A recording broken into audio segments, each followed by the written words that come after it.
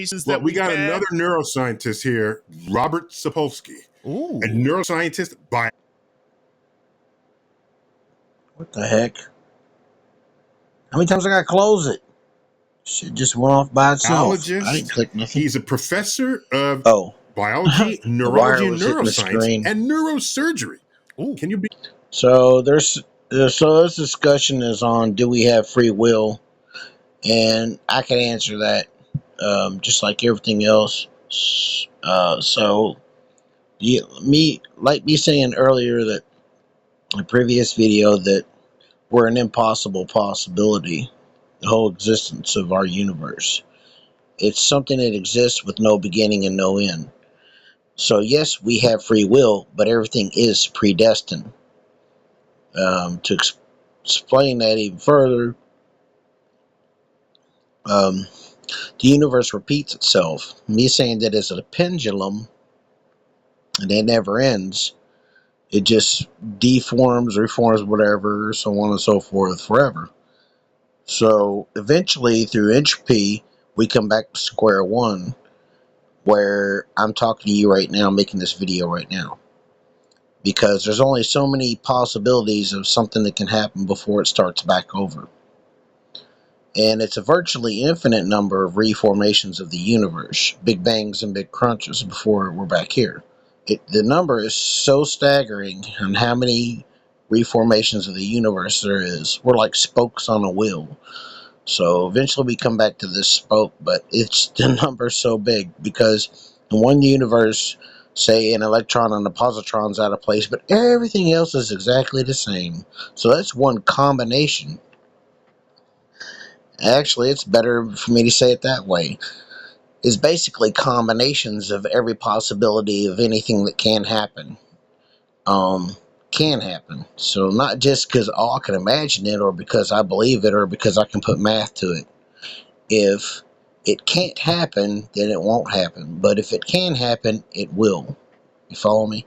It's another scientist who said that anything can happen will happen. It's true. So through entropy, yeah, eventually everything that's possible will happen. In one universe, I'm evil. One universe, I kill myself. One universe, so on and so forth. You know what I mean? It's just reformations of the universe. So there's not multi-universes. It's just reformations of the already existing universe. See, this is where they're getting their math and their data, and they're thinking that there's multiple universes, but that doesn't exist. There's only one universe, and that's now. Also, there's no such thing as time. I've said that before, but see, there's such thing as timing. You can put timing to something. It takes so many steps, depending on how you want to measure it. So it takes 3 inches. Um, um, let's say let's say something's a foot long, and an object flips over 1 inch at a time, right?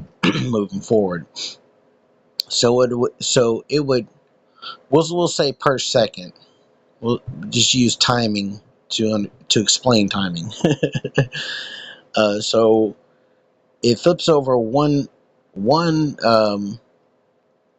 time per second, which means it would take 12 seconds to reach the end of a foot because it flips over every inch per second, right? So that's timing. But there's no such thing as time, because time would mean that there's a beginning and end to things, and there's no such thing as that.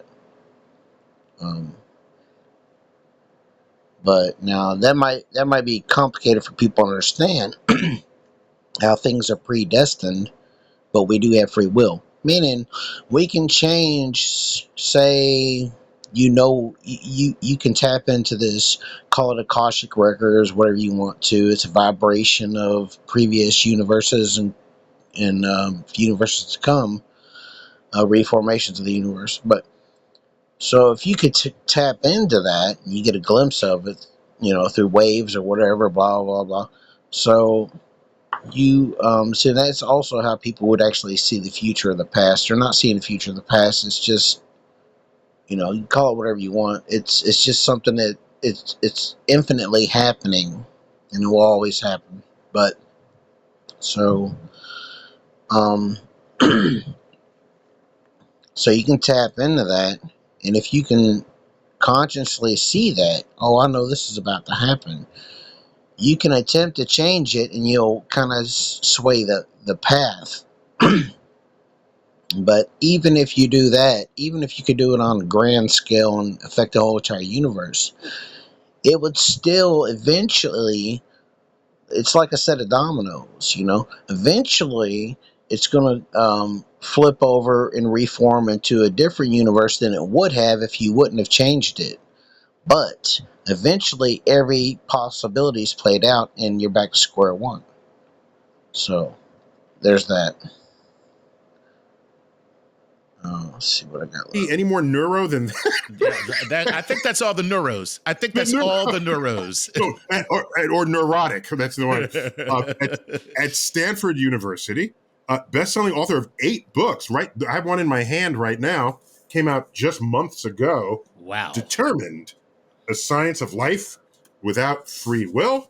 Wow. And that's going to be a major subject of our conversation today. Welcome to the show, Robert. Well, thanks for having me on.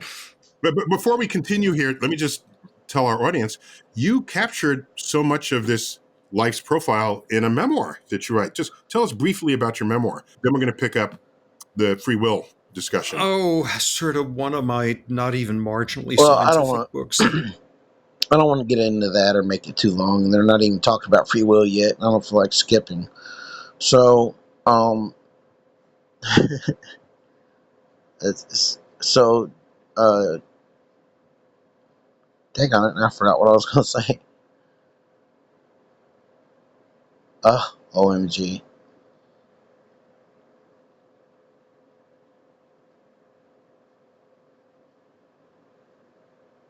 It was something about, oh yeah, so it's just like mathematicians and stuff and scientists in this day and age, and they do this math that proves that Terence Howard is correct. How our conventional math doesn't work for reality, because every model will tell you that we're living in a simulation and so on and so forth, because they're using these numerical systems, whatever you want to call it, this math that only works for a perfect system. The universe is far from perfect. It's ordered chaos. Like I said, an impossible possibility, something that exists with no beginning or end. And everything in the universe has three points that triangulate what it is. So I've said that before too. It's like positive, negative, and neutral. But I'm not gonna get into that. So for instance, like he said, there's no such thing as zero. Nothing. That's true. Inside something, there's no such thing as nothing. And space is a substance. So outside of the universe of everything that is something is nothing. It's pure nothing, true nothing, and it goes on forever. It doesn't end until it meets the existence of something, which is what we are. They separate. These two are separated by a neutral zone, you could say, like an ozone. So there's that. And that's why they keep coming up with, oh, we're living in a holographic universe. We're living in this. We're living in, because you're using math that's BS. There's no such thing as zero. There's no such thing as nothing inside of something. So, like he said, if I had an apple and I gave you an apple, I'd still have the apple technically, because we're all one. It's true. We're all connected, so on and so forth, blah, blah, blah. You know. So, I don't want to make this too long.